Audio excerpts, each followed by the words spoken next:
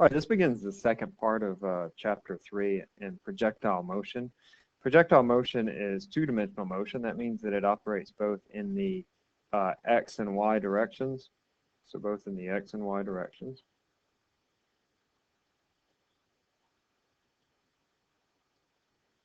And we've treated these separately before. And it's not going to be a whole lot different, but we'll see some problems that are slightly more complicated. Except that we're just going to treat these x and y directions of motion separately. Now, a couple of things about these directions. In the horizontal direction, the acceleration is always 0 meters per second squared. And so because of that, the velocity is constant. Those are the same statements saying the zero acceleration and constant velocity. In the vertical direction, however, the acceleration equals minus 9.8. And so we're going to treat this as a free fall problem. As I said, the horizontal and vertical motions can be treated separately. And in fact, we will treat them separately. We'll have an angle for the motion. That is an angle for the initial velocity. It's given here, the angle theta. Because instead of either going completely in the positive direction or in the y direction or completely in the x direction, we're going to be somewhere in between, and that'll be given by that angle. Now, an angle of 45 degrees gives the maximum range.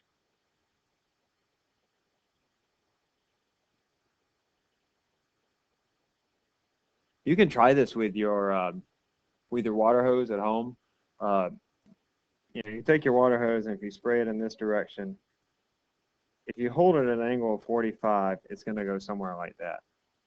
However, if you hold it at a bigger angle, it's going to follow a path that'll look like that.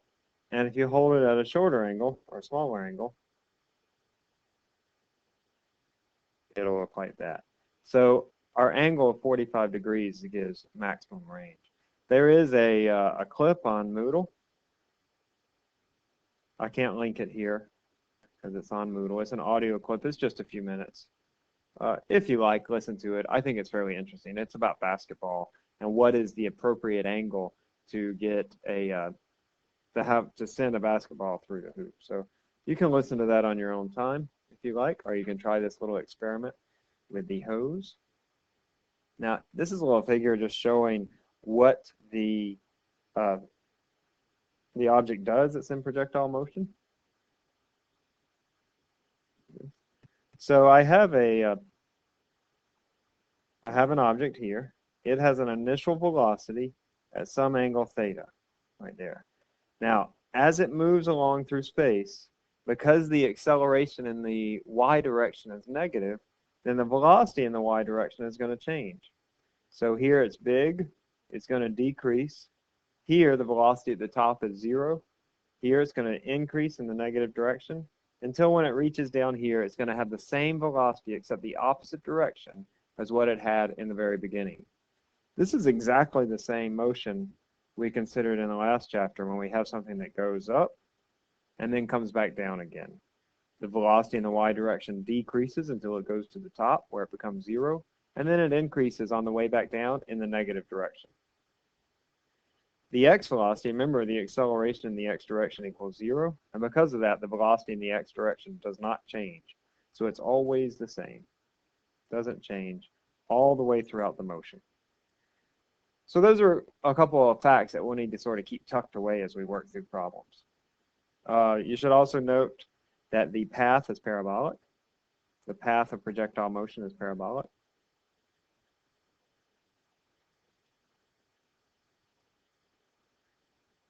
Path of projectile motion is parabolic.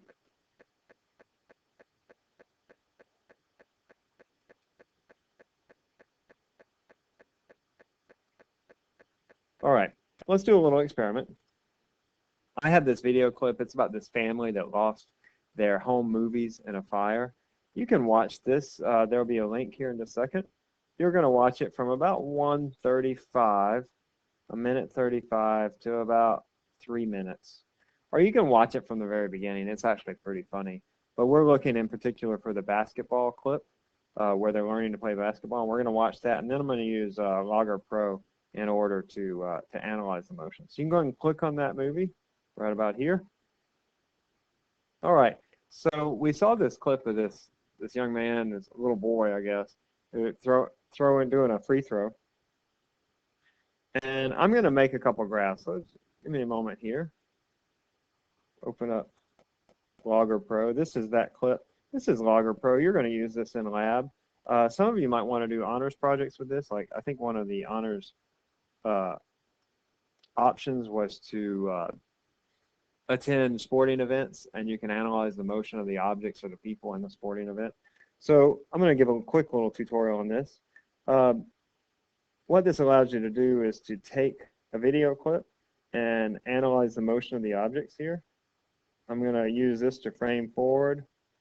So it's going to get me right to the beginning of when the ball leaves his hand, and then I'm going to track out the motion. Now, a couple things I need to do first is I need to set the scale. So I'm going to set the scale there.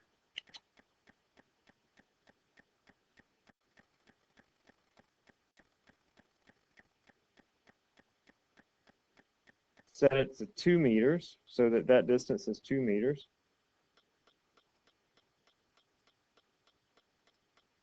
And then I also need to set my origin. So that's this button right here. I'm going to let it start where the ball is. And then I can use this thing to add points, this little button. And it's just going to track out the ball. And each time I click the ball, it's going to advance it by 1 frame. This is really nice software. If you want to have it, loggerpro has a very nice site license so that the university owns it and you as students can get it as well. So if you want it, just let me know. Nice for high school science fair projects. And if you have some object that you just want to know the velocity or acceleration of, you can find it pretty easily with this. So here I'm tracking out the ball's path, clicking on the center of the ball every time. It goes forward 1 frame, and I'll take it right up to the basketball. All right, I'll stop right there. All right, now let's look at the, notice the parabolic path that it traced out. That's just like what we had before. Now let's look at the graph. Now here on the graph I have a couple things. This is the x versus y. Let's just look at the x right now.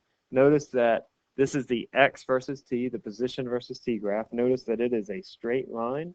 That's because the slope is always constant, or the velocity in the x direction is always constant, because the acceleration in the x direction is constant. Let's look at the y position. Here, notice what the slope does. The slope is big at first because it has a big y velocity in the beginning, and then it decreases until it goes to 0 at the top, and then it increases in the negative direction. All right, so that's just the y motion. Now, this looks like the parabolic path that the ball is taking, but remember, this is actually just talking about the direction in the y motion. So this graph would be the same for a ball that you just throw straight up, right, that it would track out the y motion. I can also show the x velocity. Now there's a lot of scatter in this. If you notice, the scale is pretty small, but basically I just have a straight line going across, but there's some scatter. Let's also look at the y velocity. This is a little easier to see. The y velocity, I have a big positive velocity at first. It comes down until it goes to 0. This is at the top of the trajectory, and then it increases in the negative direction. I can find the slope of this line. I'm going to highlight a portion of it and find the slope. There's a linear fit function. Find the linear fit, and I get a slope of negative 8.7. So ideally it should be about 9.8. We're a little off. Maybe our scale is a little off, or maybe I didn't select the points just right. But probably my scale is just a little off. I chose that guy to be 2 meters. Maybe he's a little more or less than that. All right. So that's what our position versus time graphs and velocity versus time graphs look like for this projectile motion. Here's another picture. Just make a few notes here.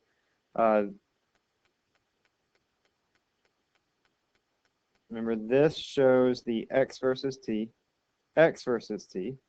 and it is a straight line showing that the velocity is constant and ax equals 0. Right? This shows the y graph. the y motion. Here I have a big positive velocity. Up here, I have my velocity in the y direction equals 0. And here I have negative velocity in the y direction. That's where it's coming down. Then I also have the velocity graphs. This is x velocity and y velocity. Notice the x velocity is unchanging. That's because ax equals 0. So the velocity is unchanging. And then this graph shows the y velocity. And the slope of this, ay, is equal to negative 9.8 meters per second squared.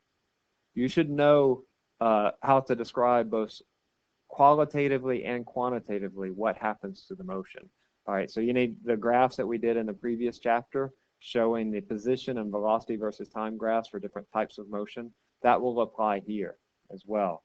So if you need to go back and review that, please do so. We'll stop there, and we'll pick up next time with some